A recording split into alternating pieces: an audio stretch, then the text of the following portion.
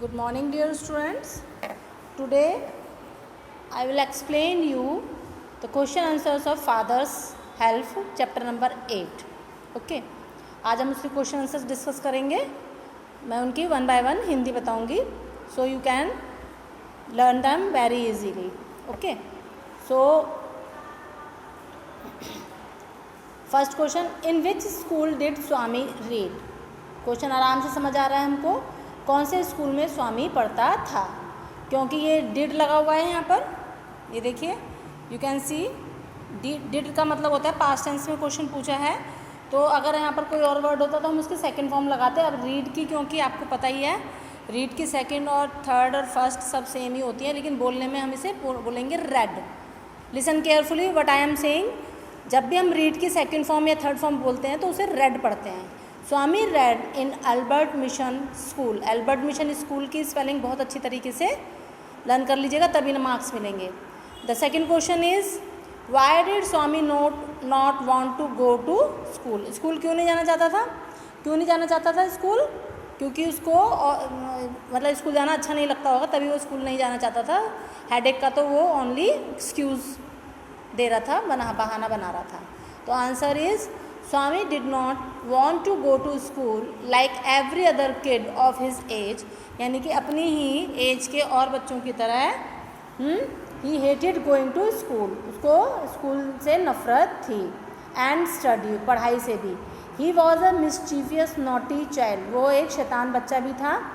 Study thing boring for him. और पढ़ाई की चीज़ें उसके लिए बोरिंग थी. Third question, who is Samuel. Samuel आप सबको पता है कौन थे. सैमुअल इज़ प्रेजेंट है तो इजी लगाएंगे हम भी. Samuel is the assistant head master of the school. Assistant head master थे. He teaches mathematics as well as history. और क्या पढ़ाते थे वो? मैथमेटिक्स और हिस्ट्री पढ़ाते थे. The fourth question is, why did Swami lie about Samuel. Swami को सैमुअल के बारे में झूठ क्यों बोलना पड़ा? उसने, क्योंकि छुट्टी जा रही थी और उसके फादर क्या थे? काफ़ी रिजिड थे, है ना, स्टबर्न थे, मतलब कि बात जल्दी से नहीं मानते थे, तो उसे इसलिए और बहुत सारे सैमुअल टीचर के बारे में झूठ बोलने पड़े. तो I am going to answer it.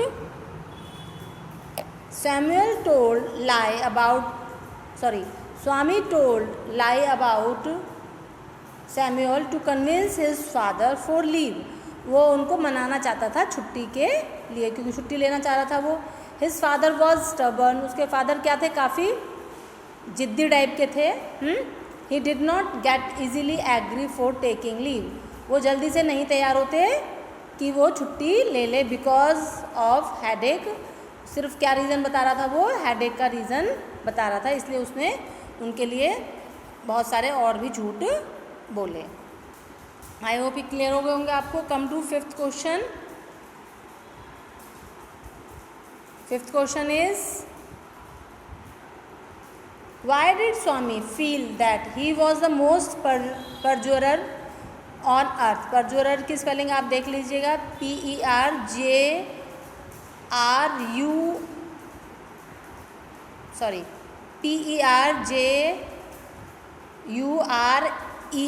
ठीक है, जे के बाद यू है, ध्यान से देख लीजिए. Perjurer on the earth.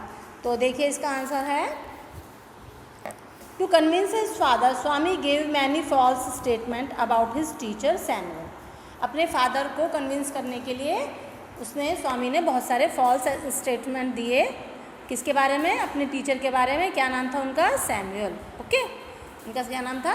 Samuel, जैसे कि यहाँ पर मैंने आपको लिख भी रखा है. But he was not at all sure if he had been accurate in his description of Samuel. पर वो इस चीज़ के बारे में श्योर नहीं था कि जो उसने बातें बोली हैं वो जो हैं वो सही हैं कि नहीं है. मतलब जो उसने झूठी झूठी बातें उनके बारे में स्टेटमेंट दी है, डिस्क्रिप्शन दिया है, वो एक्यूरेट भी है या नहीं है. So he felt that he was the most perjurer on the earth. EARTH. इसको आर को ठीक कर लीजिएगा. थोड़ा सा यहाँ पर मिस प्रिंटिंग है, कोई दिक्कत नहीं है, इतना तो आप भी खुद कर सकते हैं. इसको आर बना लीजिएगा. ऑन द अर्थ। उसके बाद है आपका, एक मिनट मैं ही लिख देती हूँ चाहे तो यहाँ पे,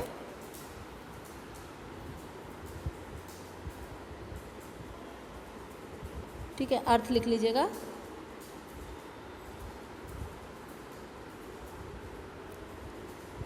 ये देखिए हल्का सा वैसे विजिबल भी हो रहा है,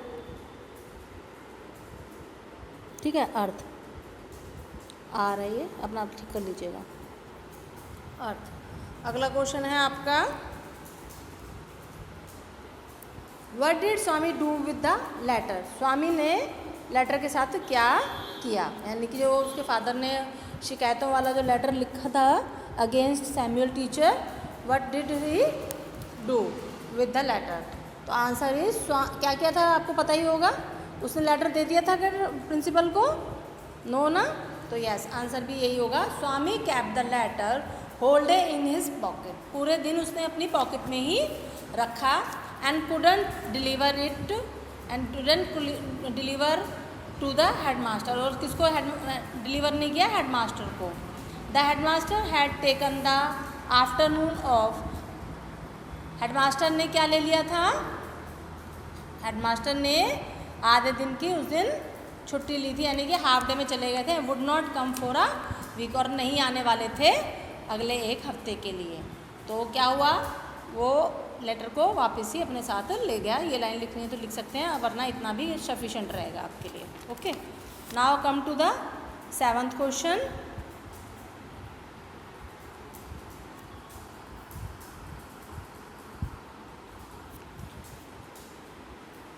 what crime did Swami commit in the class, उसने क्या क्राइम किया, क्राइम मतलब यहाँ पर उसने क्या गलत चीज़ की क्लास के अंदर।